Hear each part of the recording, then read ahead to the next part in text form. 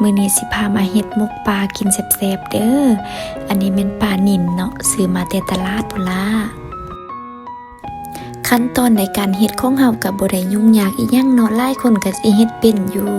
หมกปลาอาหารพื้นบ้านของเฮาหลังจากที่คนเครื่องให้เข้ากันแล้วเฮาก็มาเกียมห่อกันเลย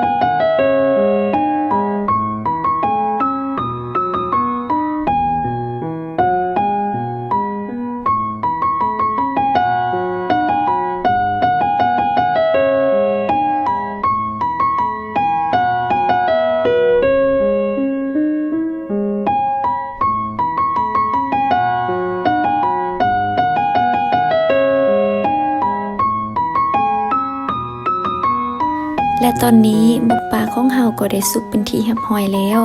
น่าแซ่บแท้ว่ามากินนำกันเด้อทุกคน